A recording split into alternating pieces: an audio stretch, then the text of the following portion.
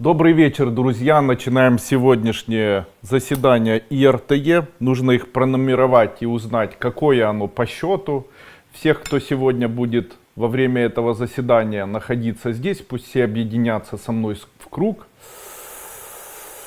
Всех вас вижу. Сынок, закрой все-таки эту дверь, Масик.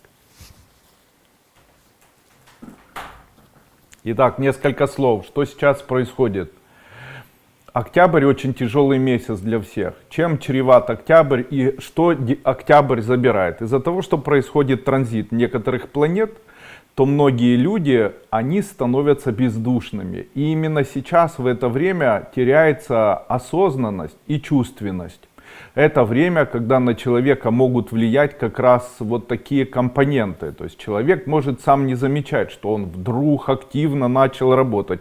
Очень сильно начали работать, поздравляю, Плутон влияет на вас. Очень сильно начали сосредотачиваться на том, что вам что-то нужно, срочно нужно сделать. Поздравляю, Плутон и Кету действуют на вас. Каким образом можно с этим справиться? Осознанность. Необходимо и важно очень в этот момент осознанность, которая должна у вас появиться. Каким образом нарабатывать осознанность? В нашей школе, а вообще знаете, как правильно называется осознанность? Во всем мире это целая технология. Она, по-моему, называется mindfulness. И переводится как умение быть в осознанности или находиться в настоящем моменте и так далее. Такая вот забубенная осознанность, она нам не нужна. Нам необходима осознанность внутренней радости. Что я рекомендую делать? Обязательно выходите на улицу. Обязательно хоть чуть-чуть находитесь без телефонов. Обязательно хоть немного отдыхайте. Обязательно хоть чуть-чуть расслабляйтесь. Обязательно это делайте сейчас. Сейчас очень важно это сделать.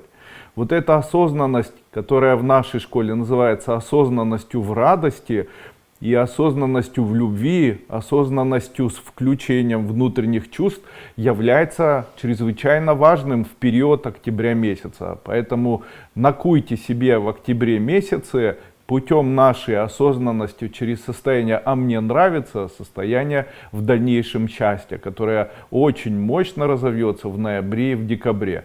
Октябрь из всех месяцев является самым не очень благополучным. И обычно в октябре, в дальнейшем в вашей жизни, старайтесь в это время выезжать куда-нибудь отдыхать на 10 дней, на 15 дней и так далее. Потому что обычно последние недели сентября и первые недели октября, они обычно связаны как раз с транзитом Плутона, с транзитом негативных энергий. Даже есть определенные, в Кагью, в тибетском мистицизме, есть определенные праздники, которые посвящены, Думкур называется, которые посвящены гневным божествам, которые как раз в это время, с сентября на октябрь, переходят с внешней стороны горы во внутреннюю сторону горы Кайлас и других гор, которые находятся в Тибете. То есть они переходят уже в состояние такой спячки и будут находиться, но транзит их происходит как раз в это время.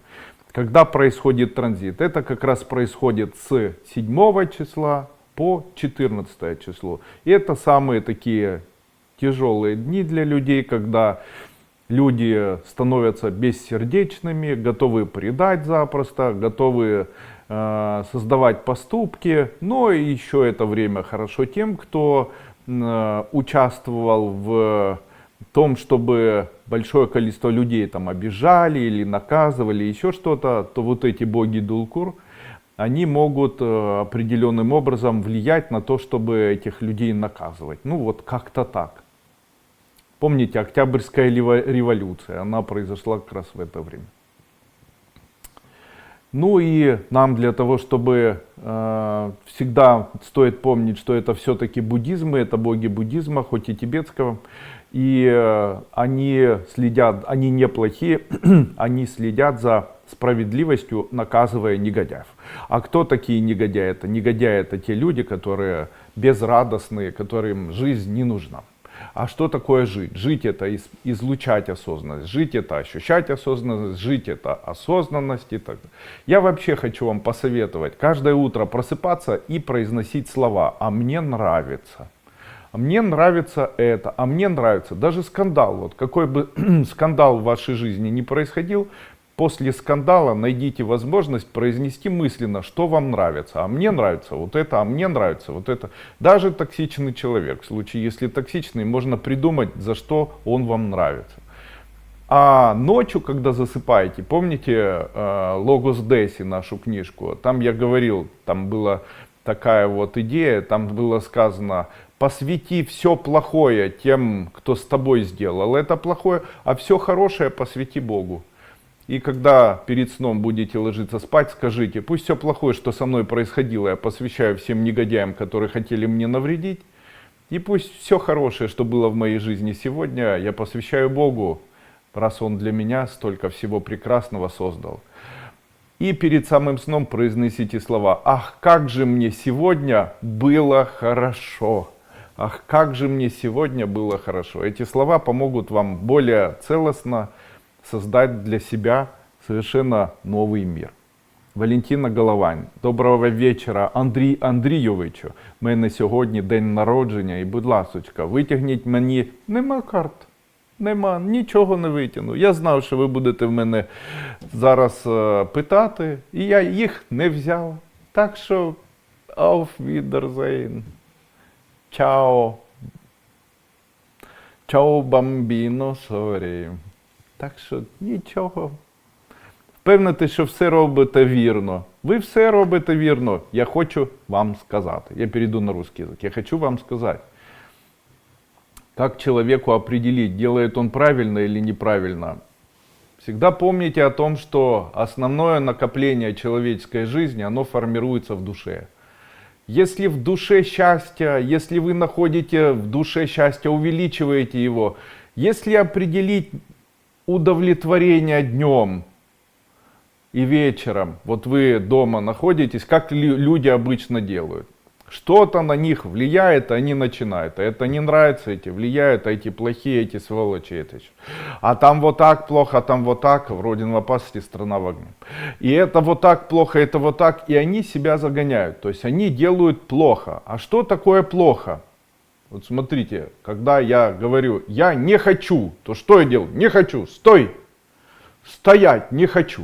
Как человек обычно живет? Плохие люди, то есть людей оттолкнули. Каких? Всех людей, потому что слово «какой» в эзотерике отсутствует. То есть люди уже плохие, значит людей должно становиться меньше. То есть на работу уже не устроишься, потому что все люди плохие. Дальше, я страдаю, потому что у меня нет квартиры. То есть что я делаю? Отталкиваю от себя квартиры. Я страдаю от того, что у меня нет работы. Отталкиваю работу. А что нужно делать? Восхищаться. О, какие бывают красивые квартиры. Ой, какая прекрасная бывает работа. Ой, как прекрасно на улице и мне хорошо. Какие бывают еще мужчины хорошие и так далее. Это тонкая грань, которую нужно уловить и которой нужно пользоваться. Это чрезвычайно важно. И люди, отталкивая все в своей жизни, потом говорят, там, правильно я делаю или неправильно. Если вы живете и в вашей жизни много есть состояний хороших, да, там поругались, но поругались это секунда. А жили вы много, вот как я с ним поругалась. Почему? Он мне, ну допустим, я с ним поругалась. Почему? Он мне изменил. Ну он изменил за минуту. Но он столько лет с тобой жил. Он ничего не предал. Дальше накручивание. Так, он сказал это значит обозначает это значит обозначает... Нет. Он сказал то, что он сказал. Не больше, не меньше.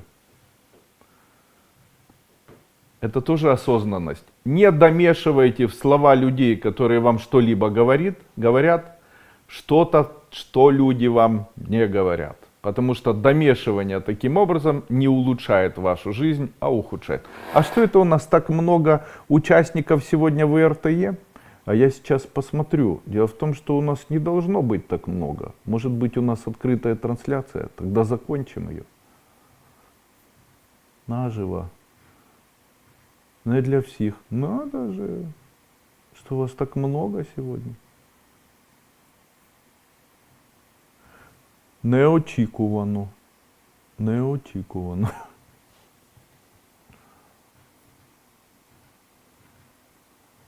Не говорят. Потому что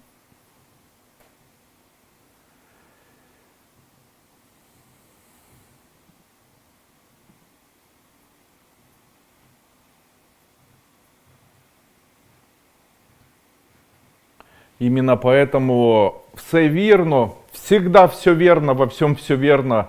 Вы все равно проживете жизнь от начала и до конца. Вы должны знать, что ваш бензин в вашей жизни — это ваши чувства, которые вы можете контролировать и осознанно их выбирать. Становитесь добрее, контролируйте доброту, находите внутреннее счастье, контролируйте его, осознавайте, потому что та энергия, которая есть вокруг нас, она способна нас наполнить.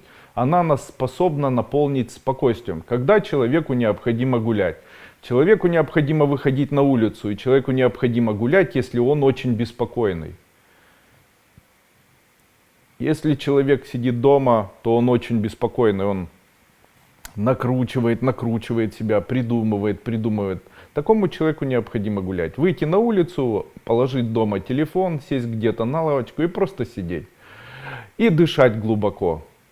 Делать это долго. Ладно. Татьяна, здравствуйте. Работаю парикмахером. Хочу научиться зарабатывать по интернету. Продавая товары, получится у меня или лучше парикмахером? Низкий поклон. Когда-то Маша моя очень переживала, что она пойдет в школу и у нее ничего не получится. Точно так же и здесь. Смогу ли я продавать? Я знаю очень много людей, которые решили продавать в интернете, и у них ничего не получилось. Но я знаю также очень много людей, которые хотели стать парикмахерами, пробовали, и у них ничего не получалось. Я, допустим, очень плохо подстригаю.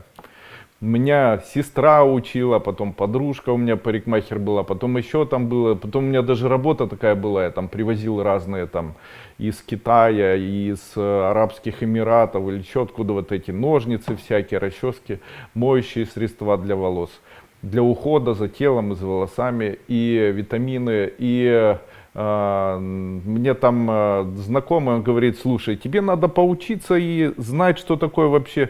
Ну и вот меня там обучали там день или два, и человек сказал: у тебя такие корявые руки вообще, ты вообще не видишь. Мне не нравится, я не люблю подстригать людей, мне не нравится держать ножницы, я не понимаю. Хотя человек тогда мне сказал, что у тебя видно вообще не синхронно, там что-то с чем-то. Ты никогда не сможешь играть на музыкальных инструментах. Я тогда промолчал, он не знал, что я играю на десятки музыкальных инструментах, причем профессионально, как специалист. Ну ладно, зато подстригать не могу. К чему я это говорю? Для того, чтобы подстригать вы уже умеете. Если вы уже умеете подстригать, то смотрите, как мир устроен. Я часто это говорю.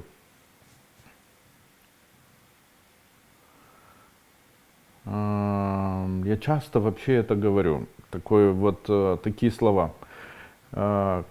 Если у вас получается сделать что-то одно, если у вас есть специальность, и у вас получается сделать что-то одно, и сделав что-то одно, у вас получается заработать, и у вас получилось, вы сделали что-то одно, допустим, подстригли человека, и заработали рубль. Теперь вы должны расширить так свой бизнес, чтобы зарабатывать $1 000 000 США.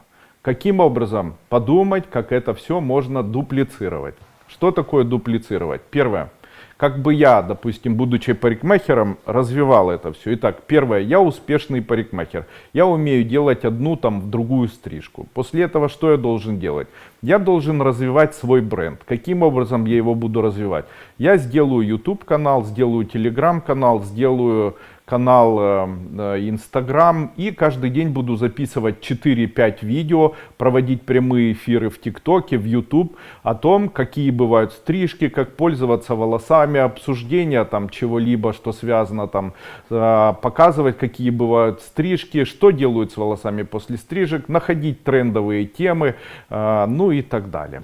Там развиваться при этом, может быть какие-то проблемы, которые с этим связаны или возникают у людей с покраской, со стрижкой, и популяризировал бы место, где я работаю.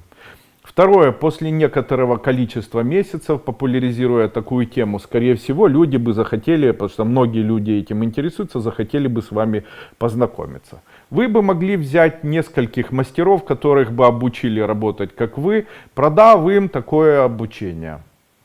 После этого дополнительно можно открыть помещение или арендовать помещение, поставить кресла, нанять парикмахеров, которые будут работать исключительно по вашей системе парикмахерского искусства, как вы их научите. После этого самой стать администратором и расширять. После этого, если это получилось, делать там курсы, вести дальше этот YouTube канал, расширять это все, ну и делать все. Какие-то дополнительные знания получить, которые связаны с услугами. Смотрите, вы умеете подстригать, тогда можно научиться покраской заниматься, колористикой. Можно научиться заниматься, я не знаю чем, выщипыванием, какими-то особыми, пройти какие-то курсы, которые делают там от африканских каких-то косичек до распускания дредов. И, ну, я не специалист. До вплоть там поехать в Турцию и научиться там наращиванию или приклеиванию вот этих париков. На сегодняшний день приклеивание париков, у меня есть знакомая, которая находится в Киеве. Она единственная в Киеве, которая профессионально прошла курсы в Японии или в Китае. И она покупает мужские парики, которые используют для мужчин, у которых есть поражение или у которых есть абсолютная лысина. У нас в нашей стране огромное количество мужчин, которые после 40 стали лысыми. И некоторые мужчины имеют настолько некрасивую лысину, то есть сбоку волосы есть, а сверху уже волос нет. И она аж блестит. Пересадку, как я сделать, они уже не смогут. Процесс запущен и потерян. А вот приклеить туда волосы они могут. Женщины есть лысые, которым не парик нужно одевать, а приклеить такие волосы. И вот она прошла такие курсы, цепляет такие волосы, великолепно живет, и в общем-то все хорошо. Вот так. Зачем вам обучаться в интернете, продавать? Вы что, продавец? Вы же парикмахер. Зачем вам что-то делать? Зачем? Вы уже взрослый человек, созрели, у вас есть опыт работать вот в этом всем. Зачем вам еще что-то? Я не всегда понимаю людей, но бывает. Итак, первое, что я сегодня хочу вам сказать. Итак, мои дорогие, уважаемые друзья, я хочу вам сказать слова, которые звучат так. Не все, что блестит, золото. Я говорю вам серьезно. Не все, что блестит, золото. И почему? Вы должны знать, что когда вы обучаетесь у нас в эзотерической школе, то у нас в эзотерической школе есть коммуникация. Я выхожу с вами, общаюсь, у меня есть с вами коммуникация. Многие из вас даже умудряются мне в Телеграм писать, или в Вайбере, или в WhatsApp, или где-либо. И я, если могу, конечно, отвечаю. Сейчас контакт я сделал еще ближе, стараюсь реагировать, видеть, что вы пишете. Также я никогда не отказываюсь от своих учеников, я с ними общаюсь через YouTube, я отвечаю на вопросы, я даже если молчу, то все равно вижу и просматриваю. У меня есть возможности, и я стараюсь школу поддерживать. К чему я это говорю? Вы очень часто начинаете думать, так, у меня нет быстрых изменений в жизни. У меня нет быстрых изменений, мне нужно срочно еще дополнительная информация. Я уже стала на дорожку эзотерики и буду дальше шуровать в сторону эзотерики. Вы должны знать, вы становитесь на грабельки. Почему? Потому что в этой области огромное количество обмана и мошенничества. Какого? Ну послушайте. Продать не значит сделать. Когда там рисуют вот карма, и вот так вот это сюда, а здесь вот сефирот, и вот это все. Ну хорошо, рисовать может каждый. Рисовать может каждый и заплатить может каждый. А первое, вы должны 100% всегда знать, любые организаторы любых абсолютно курсов, у них задача не научить людей. И еще раз, их задача не научить людей. Любые организаторы любых курсов, их задача заработать деньги на том, что они продают курс. Это их основная задача. Другой задачи нет. Уже после этого они возиться с этим не будут. Вы им не интересны. Вы есть отработанный материал. В случае, если человек общается очень долго, не берет деньги, если он тянет всех, если он говорит, берите прибежище, если он постоянно общается бесплатно, тогда он тянет группу. Вот как это все происходит. Человек говорит, вот ты можешь, человек попадает, ему сообщение, ты можешь теперь, только сегодня заработать $1 000 000 в США, дома по $70 000. Все, тебе 45 лет, ты уже должен думать о старости, добавятся деньги. Единственное, что ты должен делать, это зарегистрироваться на сайте там 3m4d.com и пройти курс обучения. Курс обучения в интернете, вот мы тебя научим, это 13 курсов, будет стоить $250. Где мы тебе объясним и дальше? Молодой парень начинает говорить, что вот мы начинаем с контента, мы ищем контент, после этого у нас разделение, с одной стороны мы запускаем трафик, этот трафик мы потом берем с контента такого, самое главное этот трафик потом продать. Поэтому мы делаем услуги для игровых компаний, то есть мы им трафик, но можно такой трафик гнать из себя, это называется арбитраж. Вот он рассказывает это все, а у вас сразу же миллион вопросов. Каких? Что такое трафик? Что такое арбитраж? Что такое контент? Что такое еще что-то такое? Еще что-то такое. А потом в этом нужно разбираться. У вас времени нет, вы хотите деньги зарабатывать. Вам же сказали, будешь день зарабатывать. Но первое, что они сделали, продали курс. Вы этот курс прошли, и потом у вас ряд непоняток. А можно мне сказать, да, что ты хочешь? Контент что такое? Вон тебе Google, ищи, что такое контент. Или вон тебе, там, ты не знаешь английский, значит изучай эти слова. Выпиши, начни их изучать. Или там человек говорит, на бирже будешь зарабатывать, там еще хуже. Там акции, динамика, понятия, математика, экономика и так далее. Как парикмахер вот этим будет заниматься. Или же человек говорит, вот мне плохо, я обычно говорю, ну если тебе плохо, купи таблетки, успокойся, позанимайся медитацией. Человек говорит, нет, это все порчи с глаза, вот у Дуйко. И я говорю, нет, это не порчи с глаза, это надо таблетки попить. Таблетки попить, оно же отпустит. Я же знаю это, у меня опыт большой с такими людьми или работы с такими людьми. А человек говорит, нет, я у Дуйко прошел, теперь я хочу, чтобы со мной позанимался и дальше. Знаменитая целительница Вера там, Пугачева, которая будет заниматься и которая уберет у тебя это подселение, подселенцы, техногенцы, инопланетяне, иллюминаты. Сейчас очень модно говорить еще, как их называют, рептилии там, и так далее. Это все они. И они влияют, кровь высасывают, людей забирают, ацетохром, адренохром и так далее. Мир надо спасать, давайте все делать, давайте и так далее. И для того, чтобы это сделать, и дальше два варианта. Первый, купить пакет семинаров, и там семинар вот это обозначает, вот это, вот это, вот это, вот это, вот это, то есть мироздание.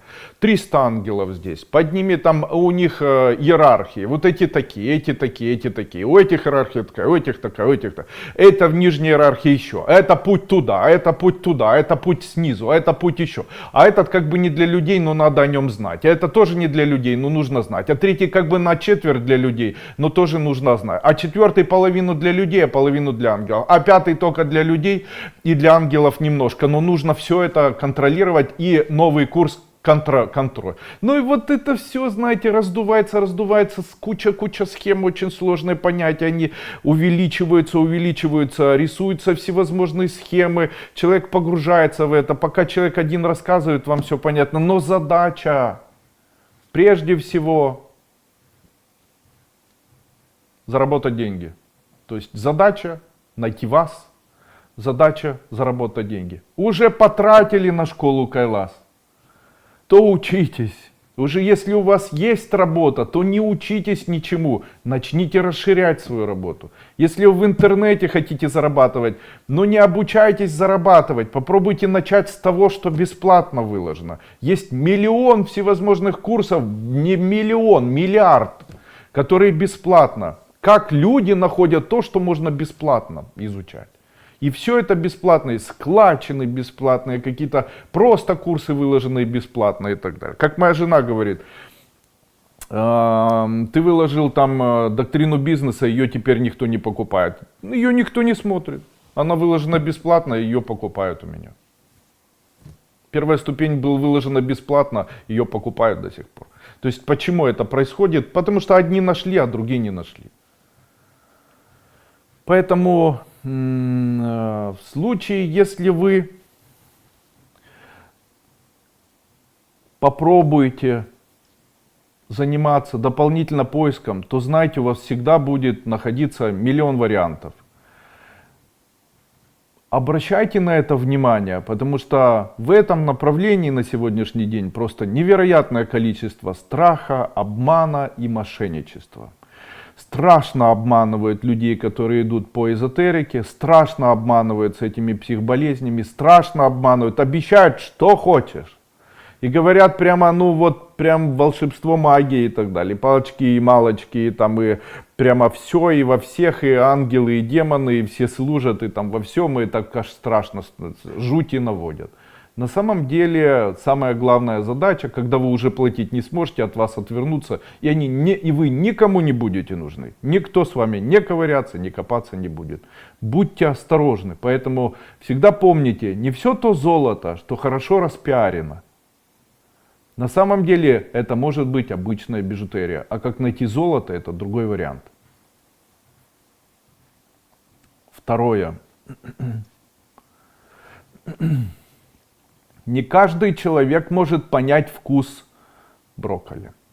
Не каждый человек может понять вкус сушеного лимона. И не каждый человек может понять вкус трюфеля. Кто-то любит трюфель, а кто-то козий сыр.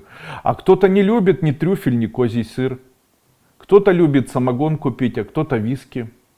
А кто-то любит баранину, а кто-то и свиное мясо.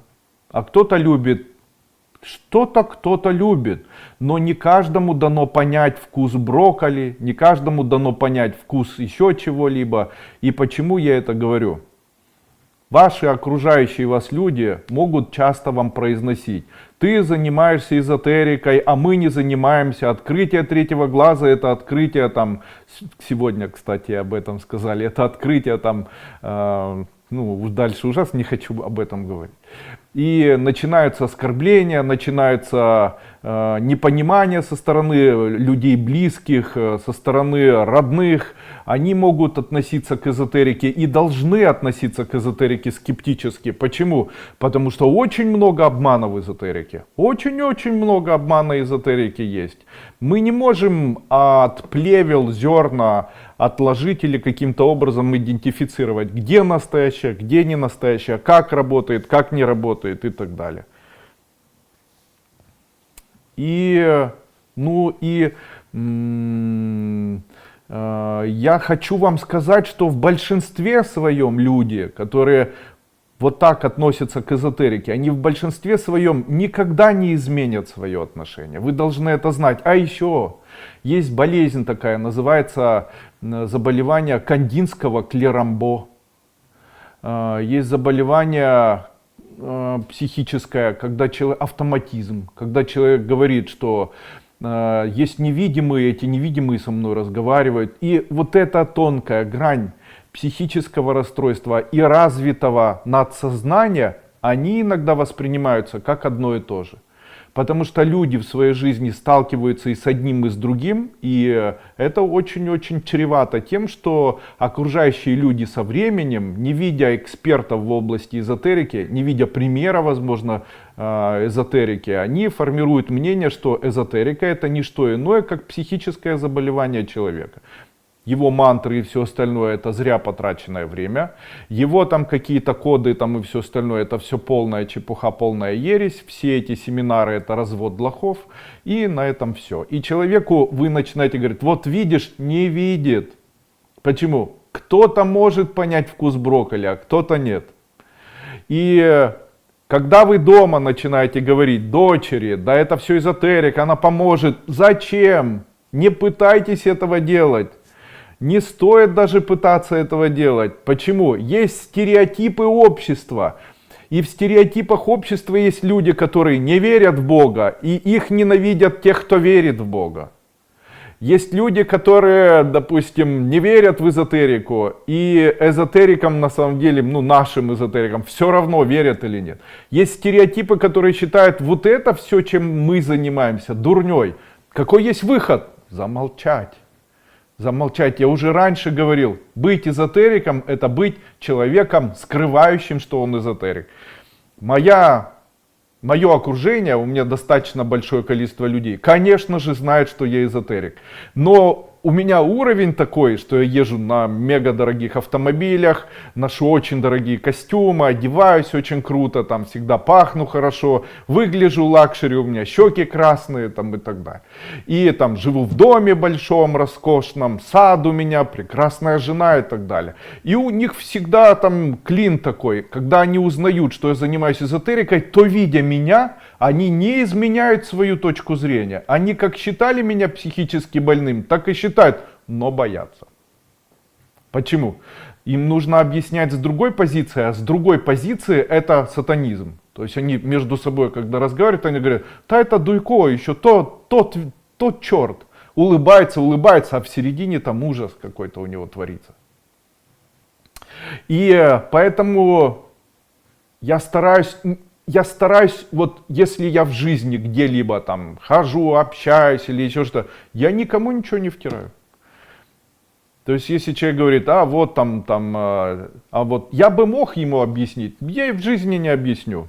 Даже знаю, что с ним будет, даже знаю, что произойдет, даже знаю, что нужно было бы сказать. Зачем он мне? Он мне не интересен, он мне не нужен, даже интересен я никогда не скажу.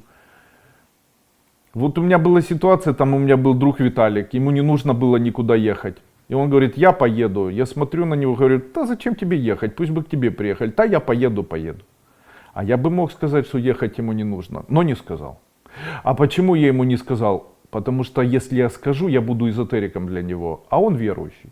Ему Бог помогает, он купил для себя Бога. Он мою эзотерику не покупал. Это его дела. Его жизнь, и она меня точно не касается. И не становитесь религиозными сектантами, которые всем пихают. Вот ты должен пройти, ты моя дочь, вот что Дуйко сказал. Зачем? Люди не изменят своего мнения, всегда это помните. Не стоит даже пытаться этого делать. Они как считали вас психически больной или больным, так и будут. Ну и что? Будьте для них в дальнейшем примером. Когда люди начинают видеть, допустим, успешного человека, то они говорят, как ты стала? Вы говорите, эзотерикой занималась. О боже, что ж такое? Почему? Это непонимание со стороны этого мира, непонимание со стороны окружающих. Непонимание, ну и что? Такое тоже бывает. И нас не понимают, и не будут понимать. Но зато, я обычно эти слова говорю, человек мне пишет, допустим, там, или когда-то, вот у меня семинар такой был когда-то, очень много людей собиралось, и я проводил возле Дворца спорта. И собиралась в зале на втором этаже, прямо сейчас помню, и огромный такой зал, и не было микрофона, и мне приходилось все время громко разговаривать, все время пил воду и охрип. Целых 10 дней. И там был мужчина, он специально сел впереди и все время говорил, да все это ерунда. Ну прошел он все 10 дней. Да чем ты докажешь и так далее. Я потом ему говорю, у тебя есть свое имущество? Сколько времени в день ты работаешь? Он говорит, у меня свой бизнес, я в день работаю 24 на 24. У тебя хорошо получается зарабатывать? Плохо. А у тебя есть свое имущество? Нету. А долги есть? Есть. А вот смотри, а я не работаю 24 часа в сутки. У меня уже и имущество есть, и долгов нет, и накопленные деньги. Жена нравится тебе? Жена не нравится, и дети не нравятся, и я себе не нравлюсь, и вообще мне все не нравится в жизни, а мне все нравится. Вот смотри, если ты такой умный, тогда чё ж ты такой бедный? Если ты такой умный, то тогда почему тебе так конкретно во всем в жизни не везет? Если ты такой умный, тогда почему ты не можешь ничего, только злиться, только ругаться, только показывать свою силу? Почему не складывается так для тебя красиво, как для меня? Вот знаете, чем бы в жизни не занимался, как скатерть-самобранка. Чик-пук, расстелилась, все получилось. Понимаете? Особенность такая, особенность. Почему эта особенность есть? Мы читаем коды, один код, как вот такая мантра. Я каждое утро и каждый вечер читаю 100 кодов, 300 кодов. Это как с утра до ночи читать молитвы целым монастырем.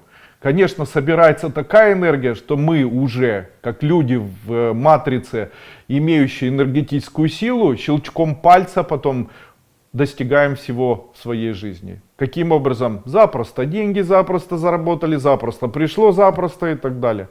А у окружающих людей такого нет. На них действует ментальный эгрегор, на них действуют сети мира, сети страны. Им тяжело. Всем плохо, и им плохо. Всем еще хуже, им еще хуже. Всем кирдык, и им кирдык. И они будут четко знать, что это из-за этого. Вот я своей жене когда-то говорил: Соня, нет, мы другие, мы эзотерики. Нет, плохо, надо плохо, все, конец нам будет. Я говорю: вот увидишь. Потом начал показывать, а не конец, все нормально. Сейчас она уже меня слышит и говорит: да, не зря мы там читаем мантры, не зря мы занимаемся эзотерикой, но те люди, которые не понимают вкуса этого, но они не поймут. Мы не ориентируемся на этих людей, мы ориентируемся на своих.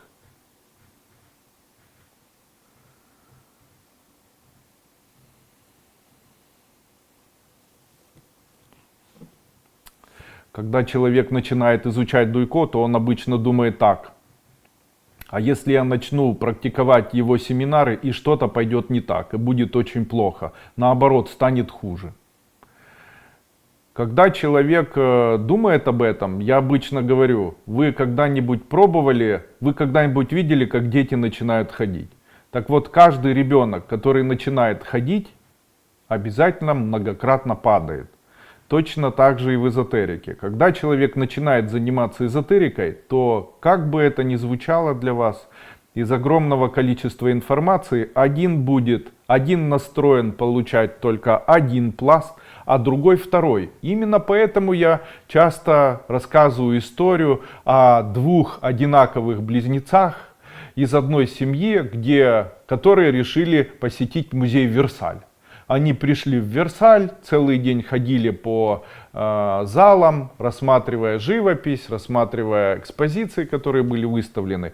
После этого, когда вышли, один говорит: да чего же красиво, так на меня повлияли эти картины, я в восторге, а тебе понравилось? А второй говорит: да нет, мне не понравилось. А почему тебе не понравилось? Ну потому что я смотрел на рамы, на всех рамах пыль, смотрел под диваны, везде пыль, грязненько, там вот отколото что-то, там еще что-то. Один пришел, живопись увидел, другой пришел, пыль на рамах нашел.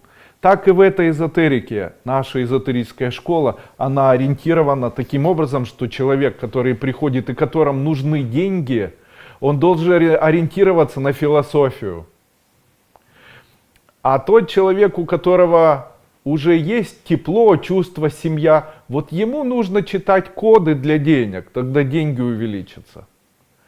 А у нас происходит наоборот. Люди, когда бегут, им надо, и они все отталкивают от себя, то им нужна философия, которая начнет им говорить, с чего нужно начинать. С обучения того, что не нужно бояться, что нужно обнимать мир, что не все так плохо.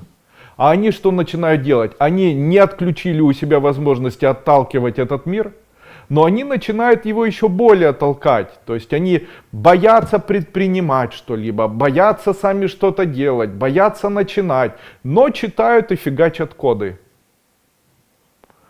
А коды Делают хуже. Почему? Ну как заставить человека начать предпринимать? Как заставить на человека шевелиться начать? Как заставить человека работать? А он не может. Почему? Потому что там нужно изменить философию.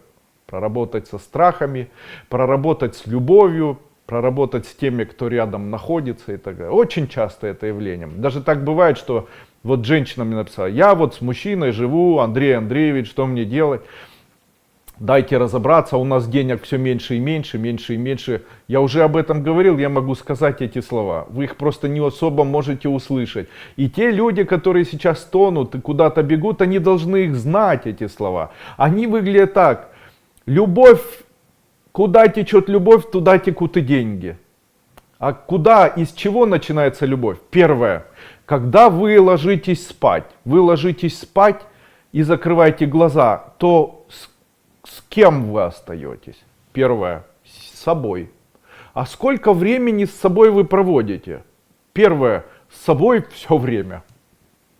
Вы с собой все время проводите, да? Тогда кого нужно любить максимально? Люби себя, наплюй на всех, и в жизни ждет тебя успех. Тогда любите себя. Как проявляется любовь к себе? Гладьте иногда себя, там, купайте иногда себя. Говорит: ты моя хорошая, ты мое солнышко, ты моя ласточка. Кому вы не нравитесь, у того нет вкуса. Любите себя маленького в себе. Не нужно к себе так строго. Иногда нужно и перед телевизором поваляться, и по улице походить. Да, и кнутом, и пряником, знаете, как говорят. Люби как душу, тряси как грушу. Так же к телу необходимо относиться. Почему? Начнете ненавидеть, закроете к себе поток какой? Любви. Почему? Но если вы есть камень, ненависти к себе, то какой поток денег может прийти к вам?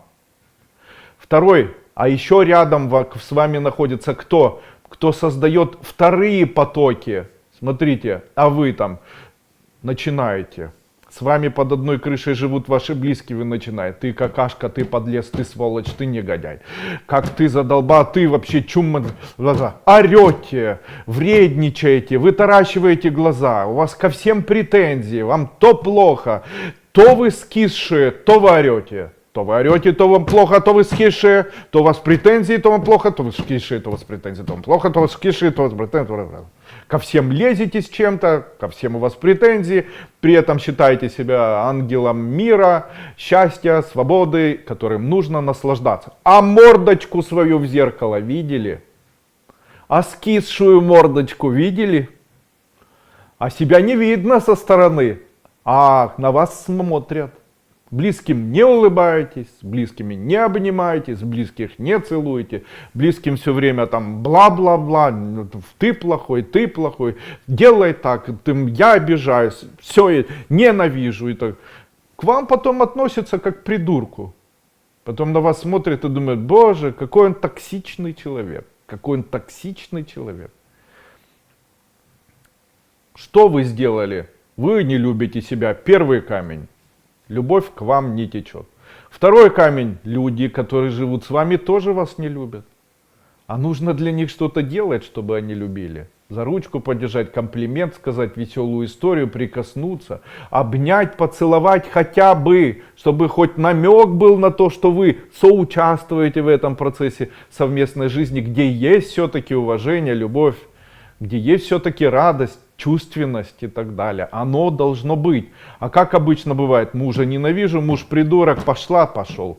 Дети пошла, сама толстая, там, с ракой и так далее. Дальше.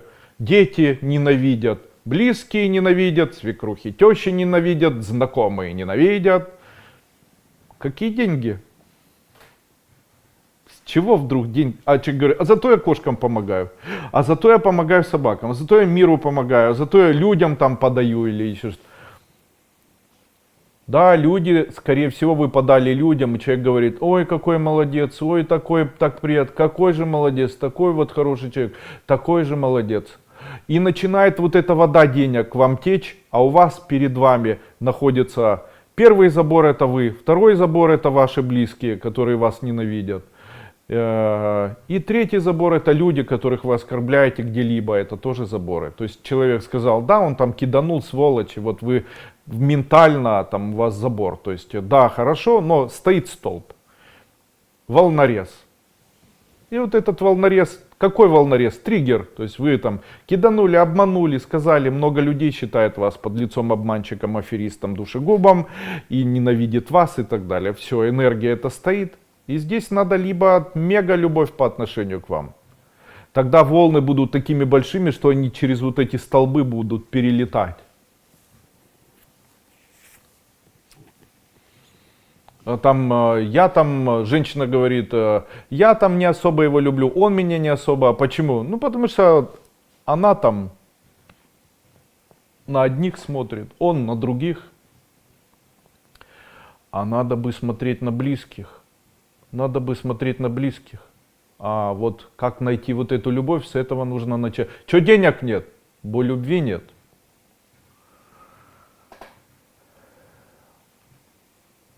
Дальше.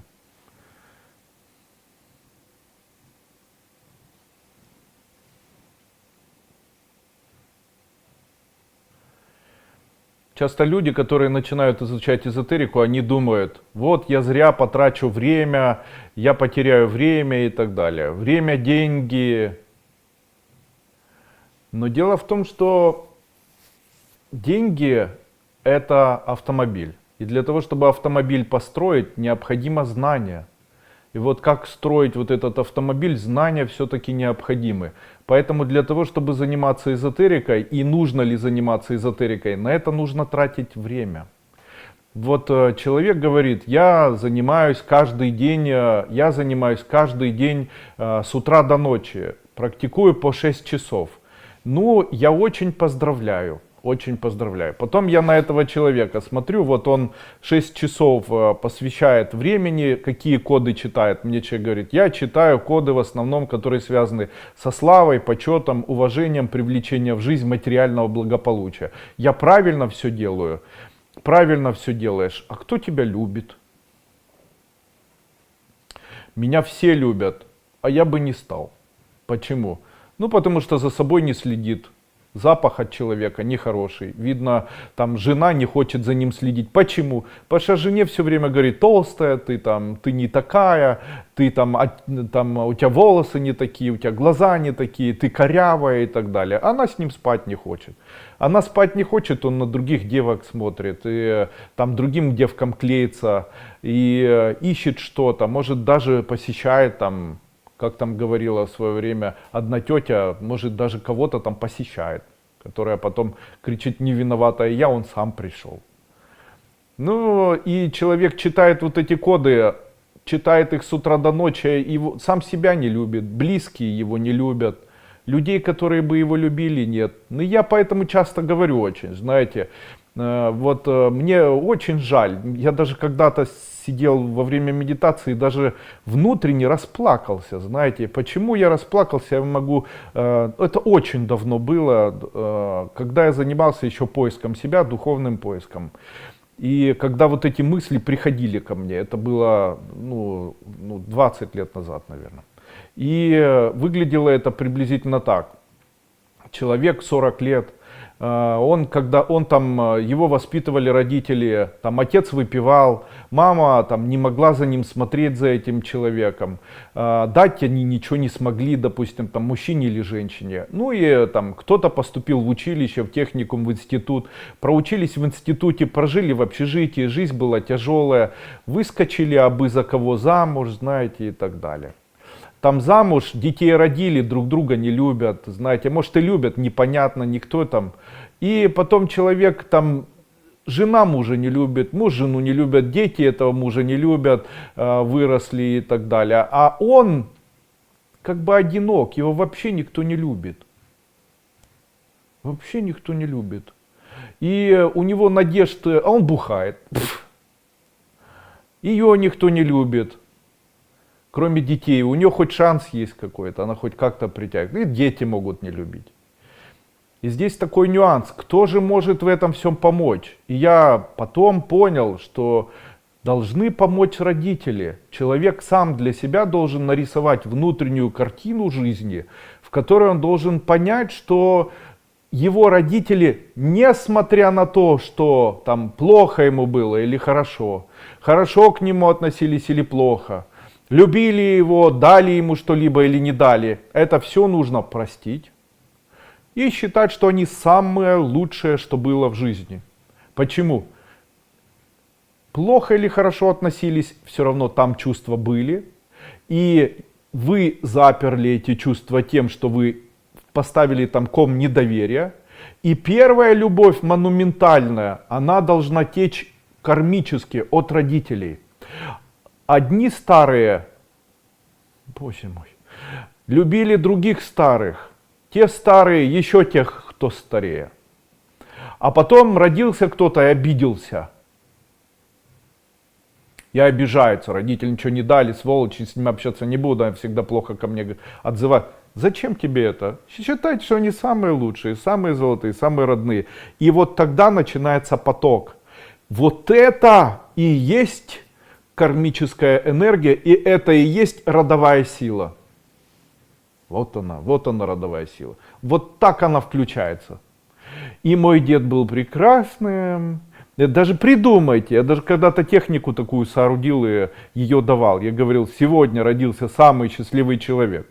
И больше всего на свете его любят мама, королева Англии, и папа, король там, Карл Великий. И после этого, а если можете, то своих можно представлять и обожать. Это важно, открыть вот этот поток. Тогда энергия начинает течь от рода. И тогда она смывает вот эти прегрешения, которые потом вдруг жена начинает хорошо относиться, вдруг не хочется искать кого-то там на стороне. Все нормализуется, все становится в своей нише, все друг друга начинают обожать, вокруг становится, появляется материальное благополучие, дети начинают любить. Это не кубики, это не шарики, это философия. Да.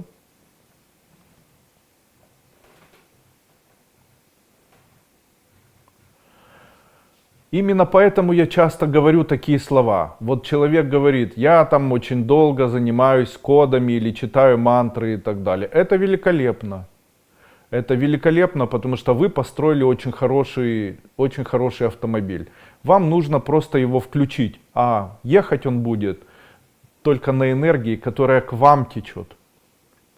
Эта энергия к вам должна течь. Это энергия любви к вам.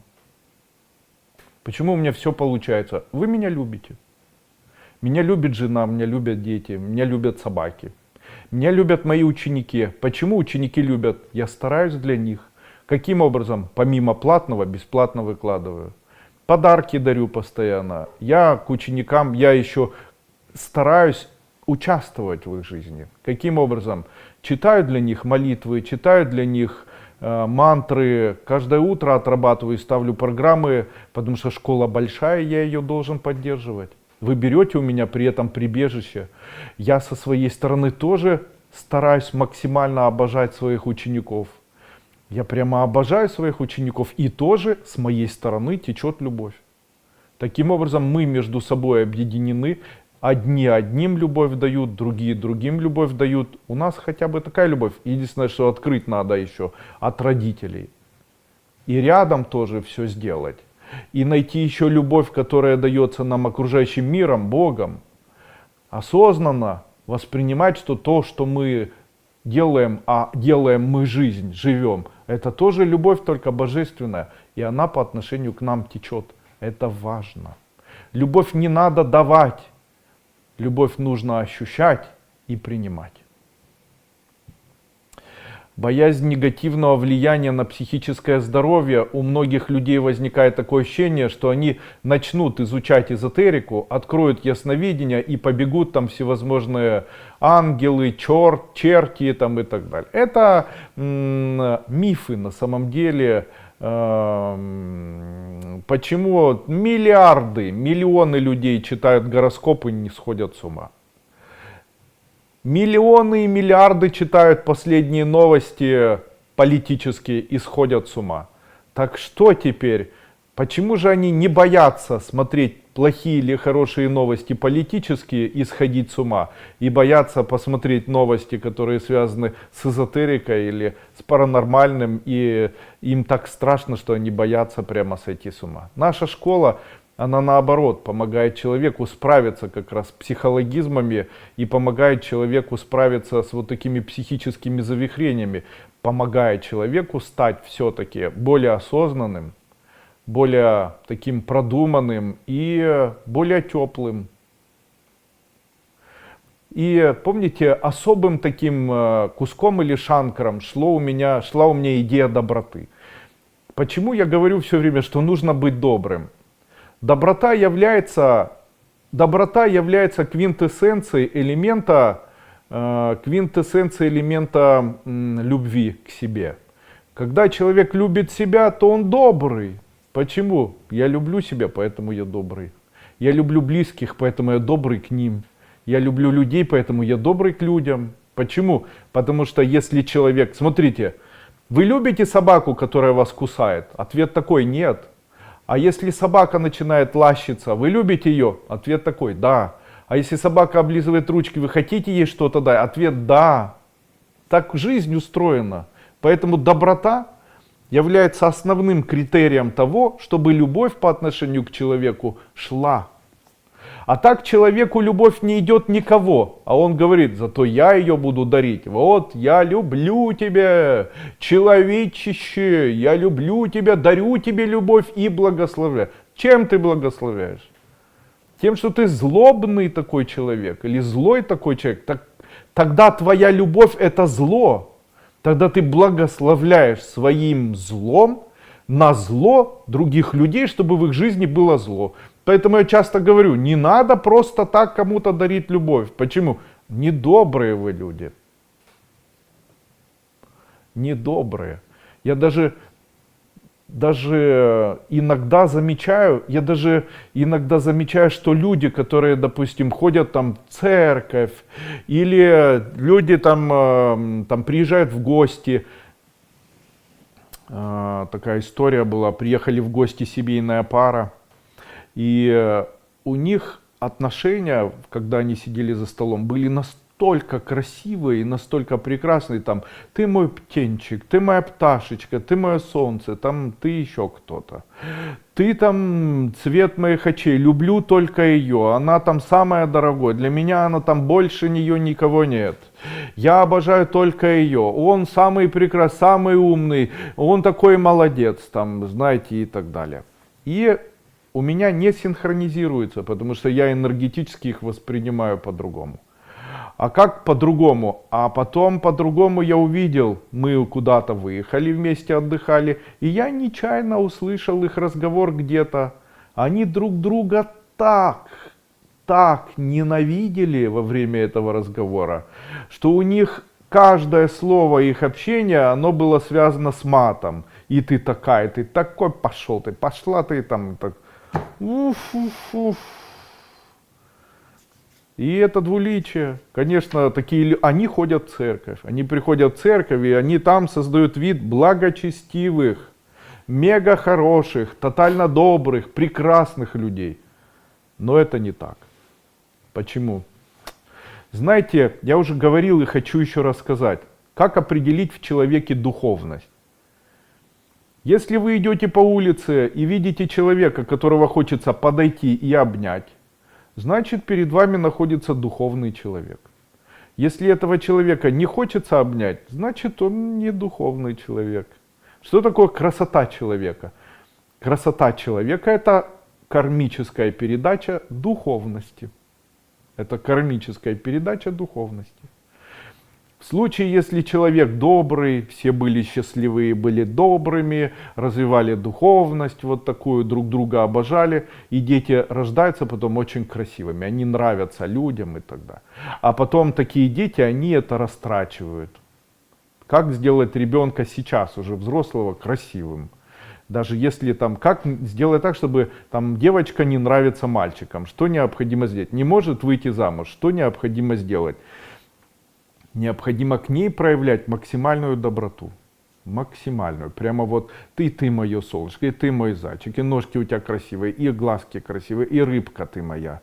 И давай я тебе вот это сделаю, и давай я тебе яичко сделаю, и давай вот я тебе помогу с этим, и вот это сделаю, и вот это. Я когда-то одной женщине сказал, она говорит, дочь не может выйти замуж. Я говорю, а где живет дочь? Она живет отдельно, я отдельно. Но приедьте к дочери и максимально, как я вас научу, ухаживайте прям вот за всем. А у нас такое так не принято. У нас вот взяла тряпку и там, я говорю, а вы сделаете так. И вот она месяц пожила, и через месяц дочери сделали предложение.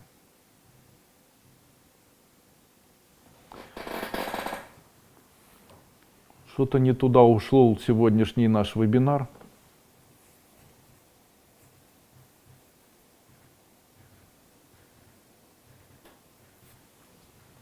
С наступающим праздником вас, Днем Учителя. Да ладно, что опять? Знаете, я всегда говорю, спасибо не булькает. С праздником не булькает. Я всегда говорю, всегда говорил своим знакомым. Вот у меня ребенок, у него был день рождения, ему исполнилось там 25 лет. И я своей жене говорю, поздравить, конечно, можно, давай мы ему дадим денег. Почему? Он уже взрослый, надо ему, имущество у него свое есть, квартира своя есть, давай дадим денег. Тем более он уже достаточно подготовлен к тому, чтобы правильно вкладывать. Пусть занимается бизнесом. Почему? Любишь, дай денег. Вот так. А там мы тебя благословляем, спасибо. Ну, зачем это?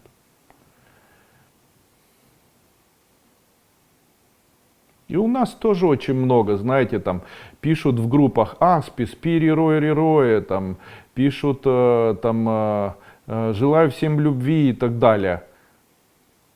А злой человек, злой такой сидит, прямо злой, ненавидит, знаете. И эти плохие, эти влияют, с этими не общайтесь и так далее. Злой. Не надо быть злым. Зачем тогда читать Пири, Роя? Зачем это вам? Не надо. Зачем? Если в сердце нет тепла, если в сердце нет добра, зачем это?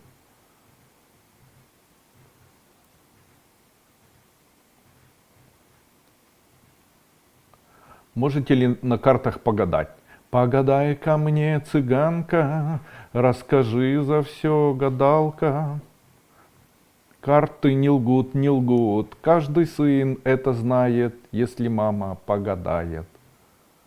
Нет, я сегодня на кофе гадаю, поэтому... А кофе я уже пил, так что, пожалуйста, извините. Пожалуйста, пожелайте удачного дня. Желаю вам удачного дня. Первая ступень и семинар «Пантеон индийских божеств» дает мне силу и смелость. Вы молодец. Пусть все получается. Наталья Викторовна, скажите, пожалуйста, ваше мнение о тензорных кольцах. Дякую. Я не знаю, что это такое. К сожалению, такой информацией не владею. Андрей Андреевич, сегодня у моей жены Юлии сегодня день рождения. Может, ее просто поздравить. Уважаемая Юля, жена Дмитрия Николаевича, поздравляю вас искренне с вашим днем рождения. Смотрите, какой прекрасный человек ваш муж. Он вас любит. И в вашу сторону текут деньги, а вы любите его иногда, и в его сторону тоже. Поэтому пусть все будет хорошо. Человек должен различать для себя эмоции и чувства. Так можно обидеться на секунду, но любить всю жизнь. И вот найти человека, который любит, это не найти человека, который создает эмоцию любви. Смотрите, эмоция любви может быть такой. С женщиной там прекрасная постель, пришел мужчина и там с женщиной переспал очень хорошо, и она влюблена, и такой он хороший, он еще и смс-ки написал, я тебя люблю, обожаю, ты самая лучшая, и она влюблена, голова у нее кружится, она только о нем думает, там Саша, Алеша, там Петя, Вася.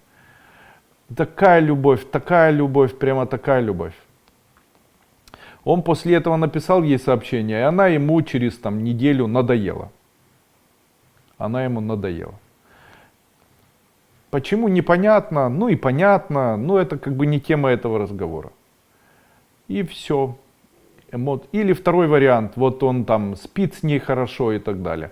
Но относится к ней, знаете, как можно относиться. Такая была история интересная. Мужчина один наш в школе, Кайлас, познакомился с девочкой в нашей группе, которая проживала в большом городе. И вот он из маленького города или села поехал к ней, сел у нее на шею и прожил там на ее шее 1,5 или 2 года.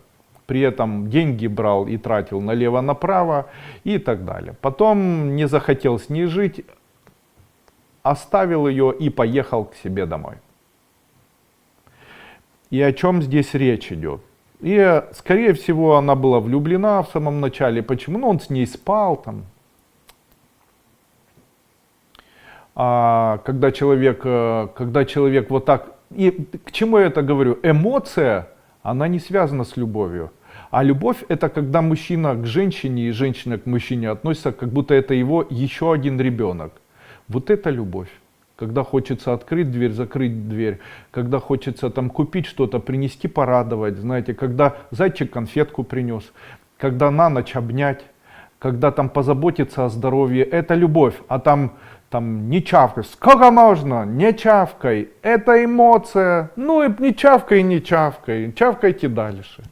Эмоция может быть, это ж как бы у человека усталость накапливается, бессонница, геморрой, там почка больная, давление поднялось, там волосы выпадают или еще что-то там, климакс наступает, месячные, желудок, там повышенная кислотность, неприятности, но это просто эмоции. Отличайте эмоции от любви.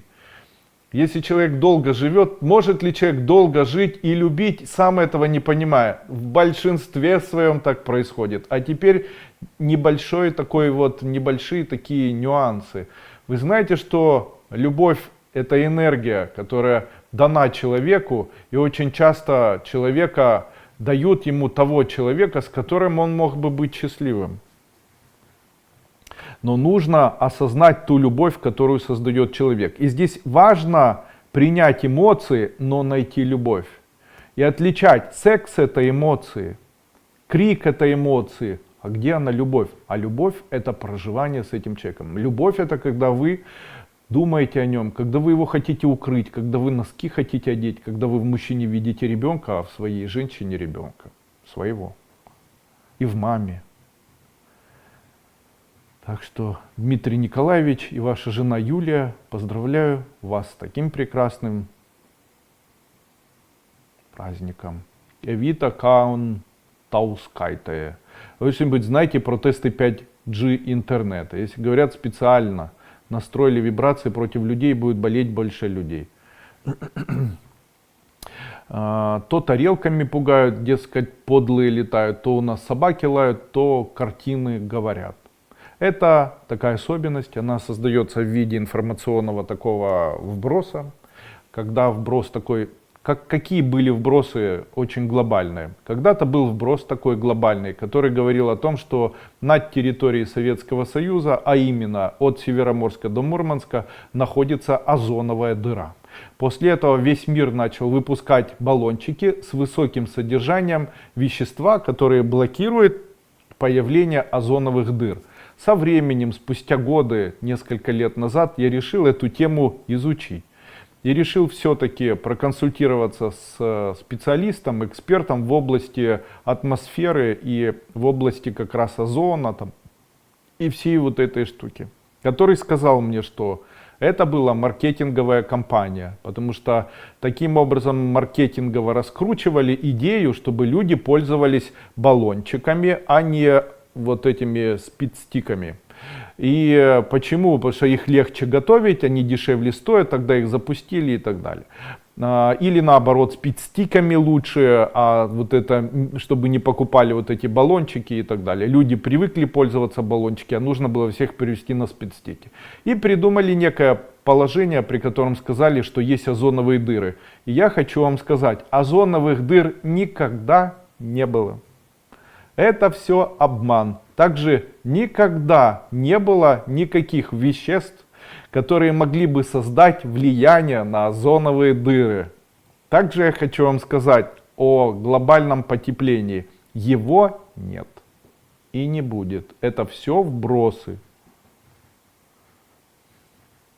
Мир точно так же разговаривал с человеком, математиком, который изучал максимально всю систему колебаний температуры, которая может появляться на Земле, который сказал, что амплитуда колебания, он говорит, как что-то может изменяться, теплеть или холодать, если эти колебания, они имеют определенные четкие установленные глобальные элементы. Какие это глобальные элементы? Это Солнце, это ось Земли, это там соседние планеты и так далее. И они настолько глобальные, что сместить что-то там с ними сделать нельзя. Я говорю, как же человечество, оно там, коровы дышат, люди дышат, и там тотальное уничтожение планеты Земля и так далее. Он говорит, у тебя есть перхоть?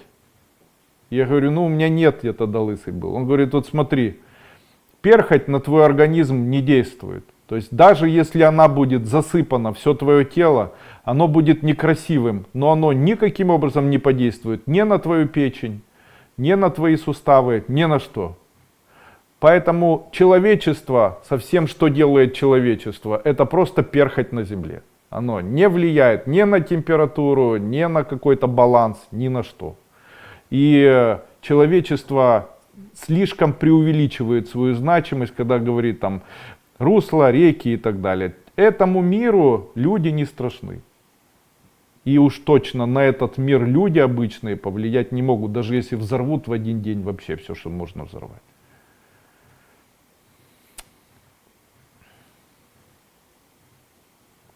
Виталий Левощенко. Добрый вечер, Андрей. Приятно на вас. Да ладно, это любовь. Леся Барановская. Андрей, да скажите, пожалуйста, как долго нужно практиковать дыхание Ребёфинга, о котором вы рассказывали на прошлом заседании? Месяц или год? Ну, месяц хотя бы. Я сегодня в телеграм-канале нашем показал, каким образом нужно дышать. Это 8 циклов по 8, когда смотрите на символы. Переходите в мой телеграм-канал обязательно и участвуйте. Я там бываю каждый день и что-то новое обязательно публикую. Кстати, я хотел у вас спросить, есть ли у нас здесь люди, которые понимают, что такое CRM? Что такое CRM? Это создание постов, публикация постов в каналах Instagram и Facebook.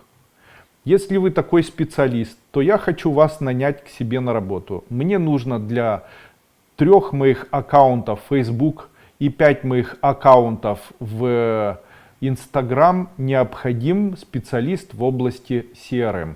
Требования: умение работать в фотошопе или в программе Canva, предпочтение Canva, умение работать в редакторе видео, умение и знания, как скачивать видео и как публиковать их через Facebook Beta Studio, в Instagram, умение пользоваться чатом GPT и знакомство с эзотерической школой в глобальном таком понимании, где вы можете сказать там о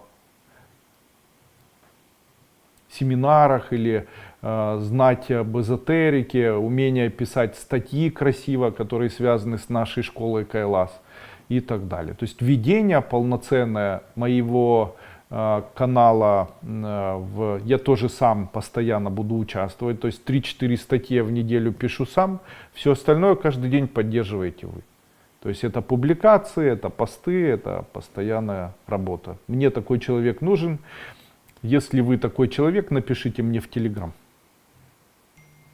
Ирина Цайн. Обожаю Гуччи, Гуччи рулит.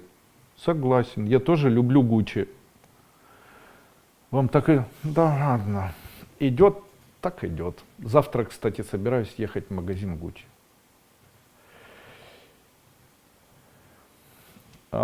Бухил. Разрешите спросить, нам предлагают квартиру купить в Италии. Стоит ли нам ее покупать? Будет нам она на счастье. Спасибо вам большое. Да, стоит. Людмила Павлова. Хочу переехать из Норвегии в Германию. Это правильное решение? Правильное решение. Как на вас можно подписаться в ТикТок? В ТикТок?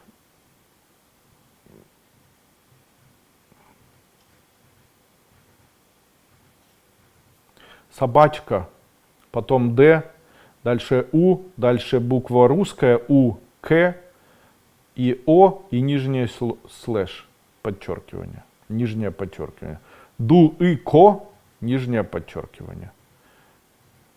А сам мой канал ищется как в ТикТоке, как Андрей Дуйко. Их там 5 у меня. Ученица 7 ступеней, до сих пор не могу принять, полюбить себя. Отношусь к себе как к роботу, выполняющему разные функции. А это уже проклятие, знаете. Говорите, тю, какая разница? Неполноценность, полноценность. Не морочьте себе голову.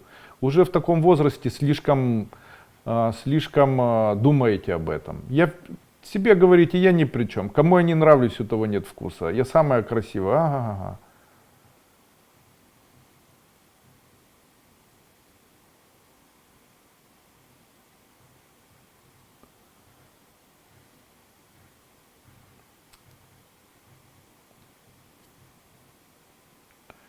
Здравствуйте, Андрей. Скажите, если корректно на заседании РТ у меня банк заберет имущество или получится оформить процедуру банкротства?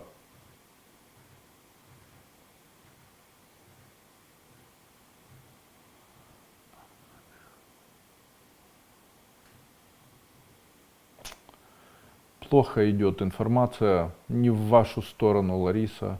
Сори, что это говорю, но все равно пробуйте. Здрасте, дорогой человек, здрасте, друзья мои. Ну что, а будем мы заканчивать, у нас уже 19:13. Понравилось сегодняшнее заседание? Интересные получились у нас темы, обширные, такие глубокие, густые, теплые. Очень интересно все получилось. Тема была открытая, можем даже заседание это опубликовать сегодня. Можно сделать его так, чтобы оно было открыто не только для учеников ИРТЕ, а также еще и для людей, которые его посмотрят в Ютубе. Что было сегодня? Я рассказывал, почему хорошо обучаться в школе, почему появляется, как бы говорил о том, что человеку, почему появляются близкие, которые не хотят нам верить, что эзотерика это правильно или неправильно. Ну и эти темы были, я думаю, всем интересны.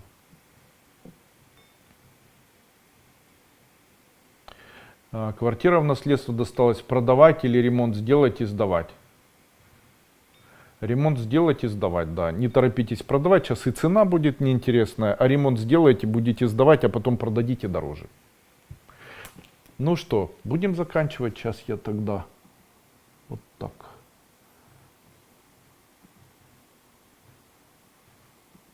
Зайду сейчас на трансляцию, печатаю трансляцию.